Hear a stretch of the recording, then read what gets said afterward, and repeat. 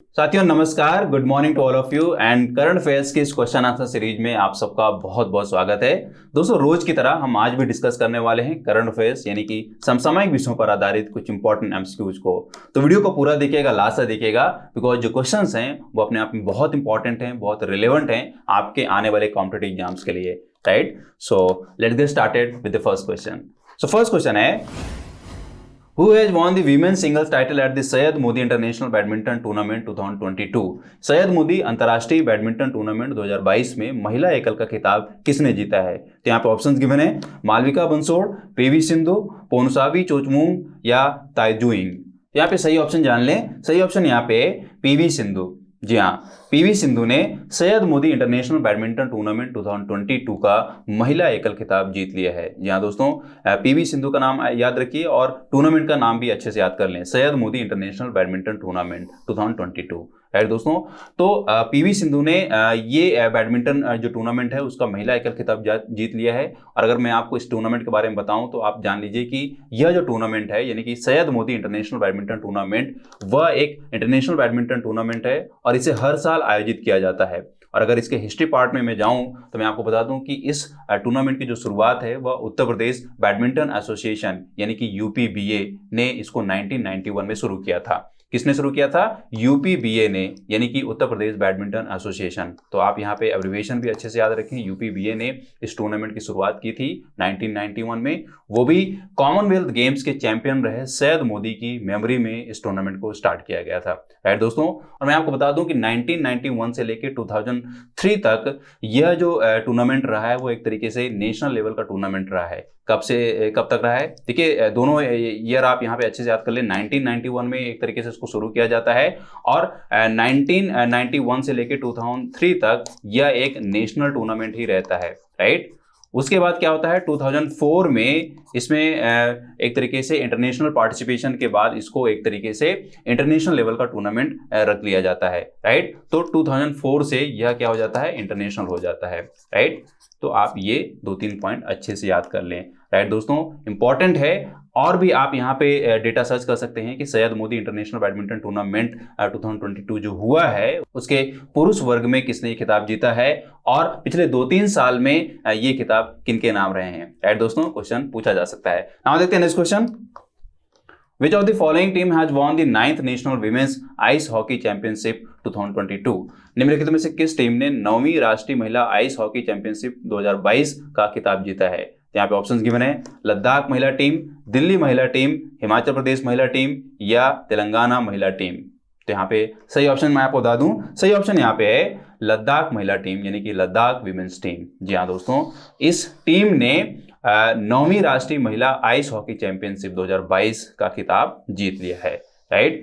तो ये भी एक तरीके से ये चैंपियनशिप भी बहुत इंपॉर्टेंट थी। और मैं आपको बता दूं कि यह जो चैंपियनशिप है वह हिमाचल प्रदेश के काजा एरिया में इसको एक तरीके से ऑर्गेनाइज किया गया था, राइट। और इस चैंपियनशिप में 6 टीमों ने भाग लिया था, राइट। 6 टीमों ने पार्टिसिपेट किया था। कितने टीम ने किया था? 6 टीम्स ने इसमें पार्टिसिपेट किया था, right.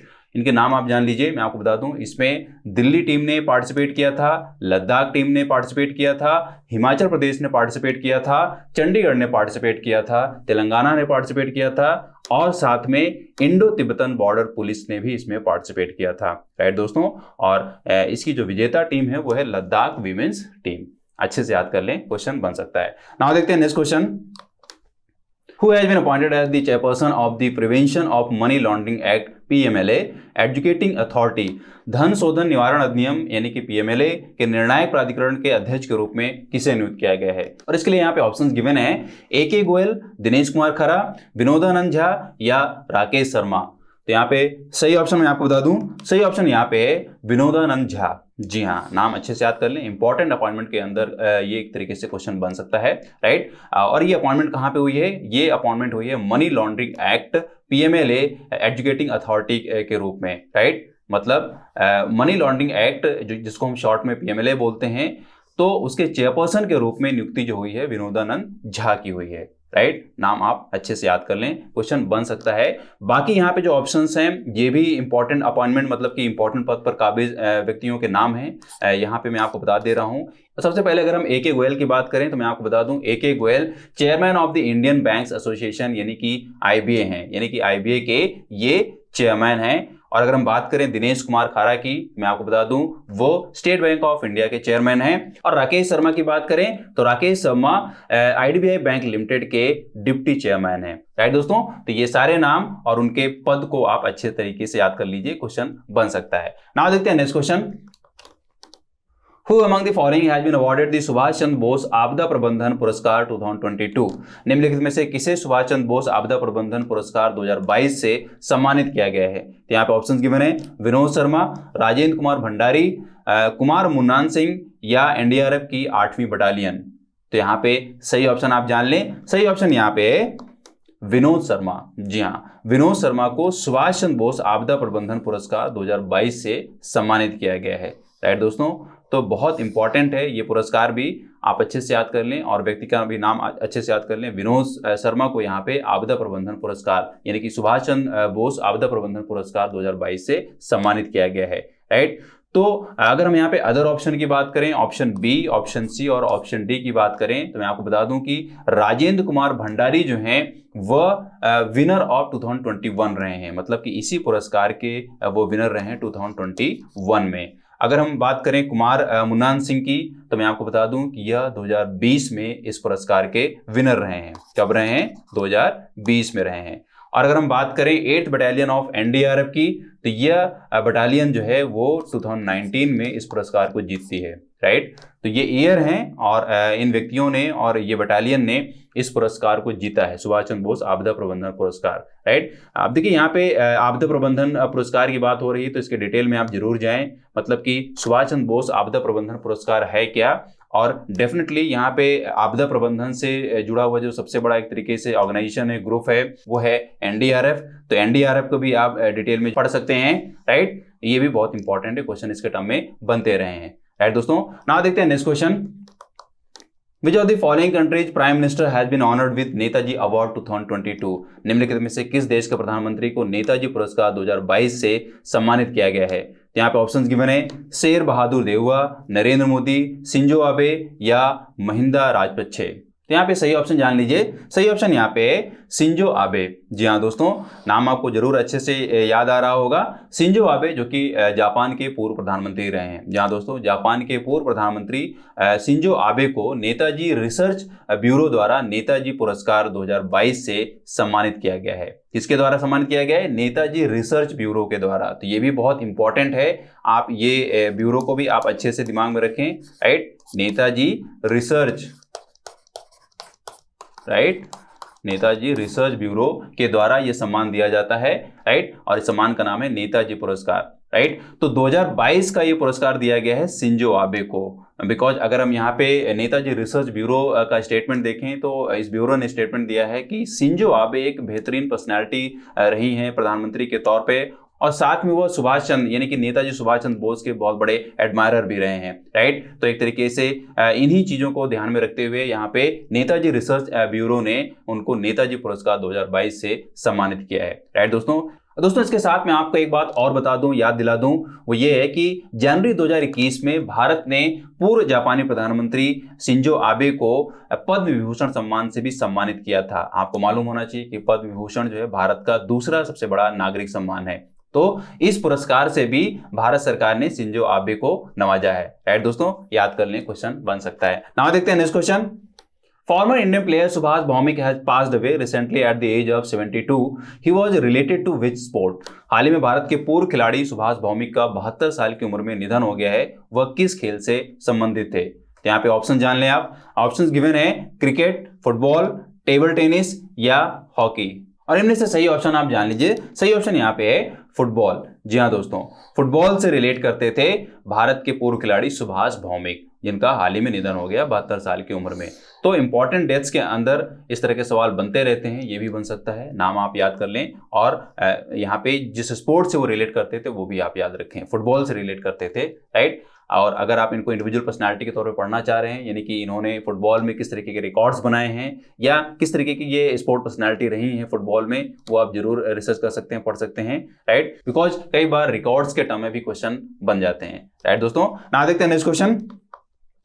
What is the theme of International Day of Education observed on 24th January 2022?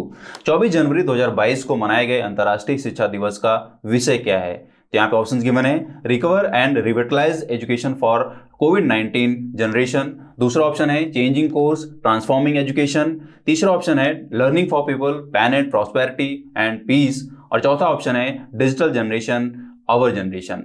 तो यहाँ सही ऑप्शन जान लें। सही ऑप्शन यहाँ पे है चेंजिंग कोर्स ट्रांसफॉर्मिंग एजुकेशन। यहाँ दोस्तों ये थीम है, किसकी थीम है? 24 जनवरी 2022 को मनाए गए अंतर्राष्ट्रीय शिक्षा दिवस का, राइट। तो पहली बात तो आप स्टैटिक यहाँ पे डेट अच्छे तरीके से याद कर लें, बिकॉज इंपॉर्टेंट डेज के टर्म में भी क्वेश्चन बनता रहता है कि इस डेट को कौन सा डे मनाया जाता है इंटरनेशनल लेवल पे या नेशनल लेवल पे। तो 24 जनवरी जो है वो अंतर्राष्ट्रीय शिक्षा दिवस का डे होता है, यानी कि इंटरनेशनल एजुकेशन डे का डे होता है, राइट दोस्तों।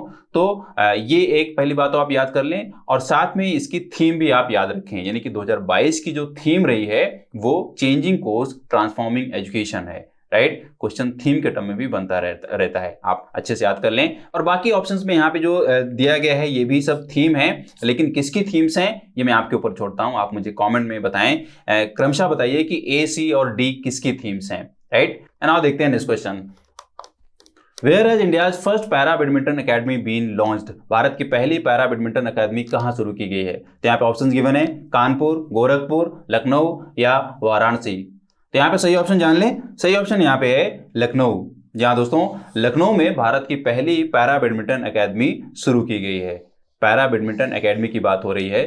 तो कई बार क्या होता है कि इंस्टीट्यूट के एस्टैब्लिशमेंट के टर्म में भी क्वेश्चन बन जाता है, तो आप ये जरूर याद रखें। पैरा बैडमिंटन अकेडमी जो कि भारत की पहली पैरा बैडमिंटन अकेडमी है, कहाँ शुरू की गई है, कहाँ खोली गई है? लखनऊ में खोली गई है, राइट। तो आप जगह का नाम अच्छे से याद कर लें। और अगर हम यहाँ पे सुविधाओं की बात करें तो मैं आपको बता दूं कि इस एकेडमी में वर्ल्ड क्लास की सुविधाएं दी गई हैं, यानी कि डेफिनेटली यह जो सेटअप है, यह जो एकेडमी है वह फ्रांस में होने वाले 2024 पैरालंपिक में भारत की एक तरीके से पदक लाने की जो संभावनाएं हैं उसको मजबूत करेगा। मतलब कि इस एकेडमी के द्वारा जो भी बैडमिंटन प्लेयर्स तैयार किए जाएंगे वो डेफिनेटली 2024 में होने वाले पैरालंपिक इवेंट में भारत के लिए पदक ला पाएंगे, राइट दोस्तों।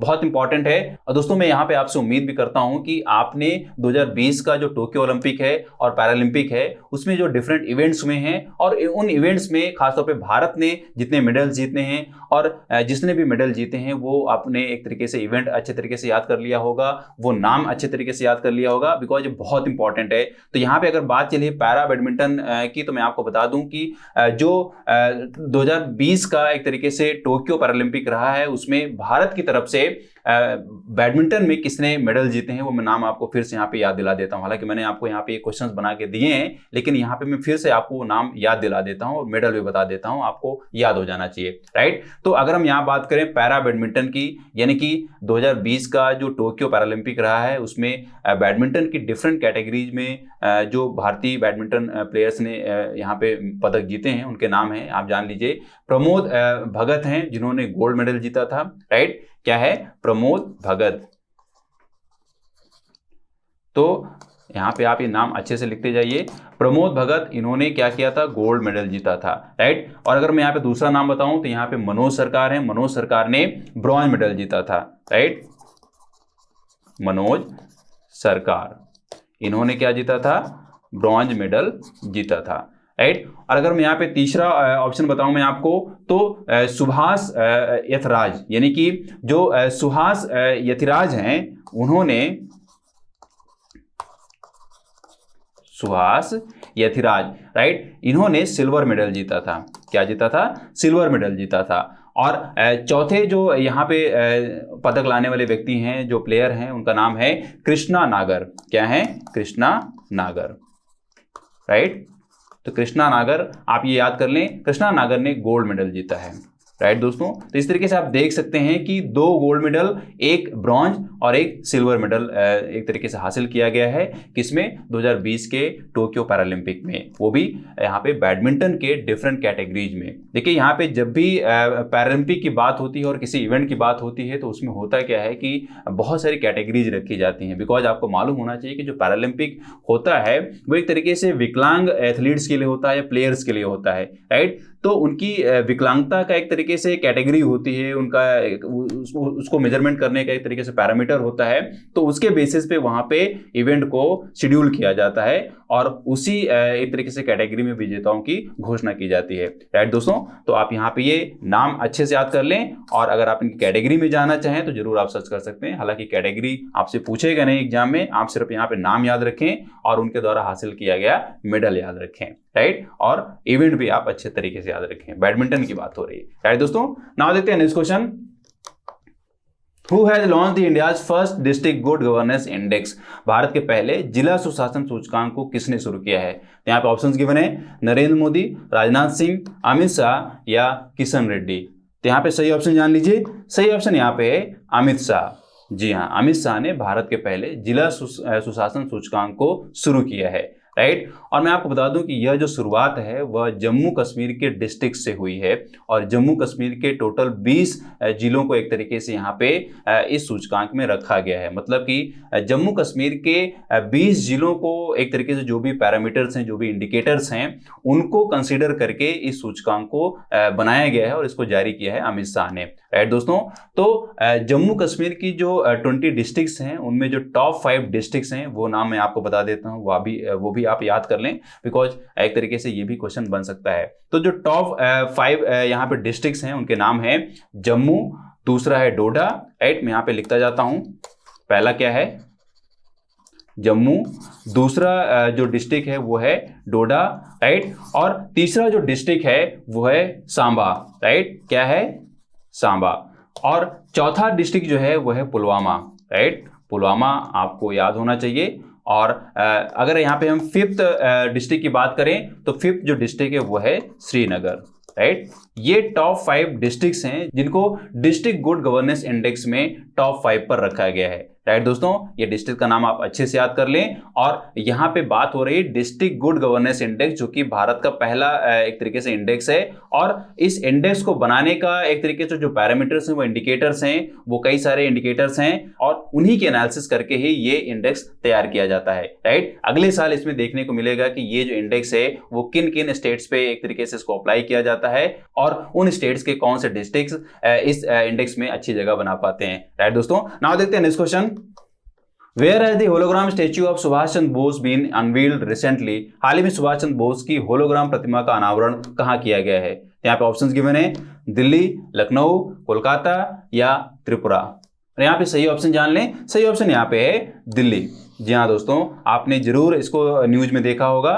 प्रधानमंत्री श्री नरेंद्र मोदी ने इंडिया गेट में इस होलोग्राम प्रतिमा का अनावरण किया है। और ये जो होलोग्राम प्रतिमा है वो किस पे बेस्ड है? सुभाष चंद्र बोस की होलोग्राम प्रतिमा का अनावरण किया गया है। कहाँ पे? इंडिया गेट में, राइट दोस्तों। और इस प्रतिमा का जो अनावरण किया गया है वो पराक्रम दिवस के अवसर पर किया गया है। किसके अवसर पर किया गया है?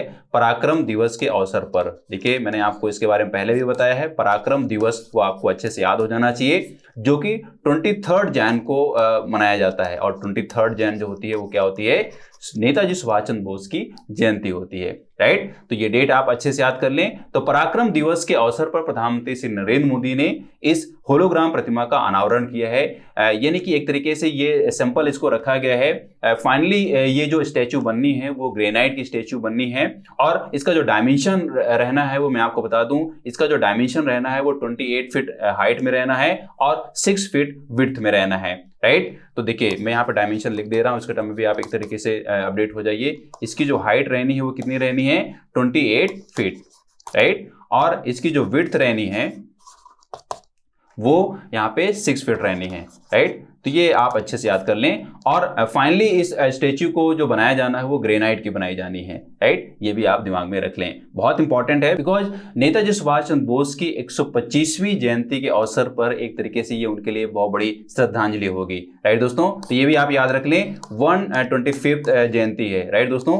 125th जो जयंती मनाई गई है वो कब मनाई गई है? 2022 में, जो कि 23 जैन को मनाई गई है, ये याद कर लें। तो दोस्तों यही थे हमारे आज के इंपॉर्टेंट क्वेश्चंस जो जरूर आपके किसी न किसी एग्जाम में पूछे जा सकते हैं, या पूछे जाने वाले प्रश्नों को सॉल्व करने में इनकी मदद आपको मिल सकती है। तो आपने जरूर यहाँ पे क्वेश्चंस का आंसर अच्छे तरीके से याद कर लिया होगा और इंपॉर्टेंट पॉइंट्स को नोट कर लिया होगा। और अगर आपको ये वीडियो हेल्पफुल लगी तो इसको लाइक करें, शेयर करें। अगर आप चैनल में नए हैं तो इसको आप सब्सक्राइब कर लें, साथ में बेल आइकन को प्रेस कर लें ताकि इंपॉर्टेंट वीडियोज आपसे मिस ना हो। अगर आप ज़्यादा से ज़्यादा करंट अफेयर्स पढ़ना चाह रहे हैं तो आप हमारी साइट पे जाइए, वहाँ पे आपको डेली करंट अफेयर्स दी जाती है, वो भी पॉइंट वाइज, ताकि आप उसको आसानी से पढ़ पाएं, याद कर पाएं और उसको नोट भी कर पाएं और इस नोटेड जानकारी का एग्जाम टाइम में रिवीजन करके जा पाएं, ताकि आप इसकी वहाँ पे हेल्प ले पाएं क्वेश्चंस को सॉल्व करने में, राइट दोस्तों। और अगर आप सोशल मीडिया में फेसबुक, इंस्टाग्राम और टेलीग्राम पे हैं तो वहाँ पे भी आप हमको फॉलो करें, बिकॉज वहाँ पे भी एग्जाम से रिलेटेड बहुत सारी आपको इन्फॉर्मेशन मिलती रहती है। तो मिलता हूँ दोस्तों आपसे नेक्स्ट वीडियो में, तब तक have a nice day, great day and thank you.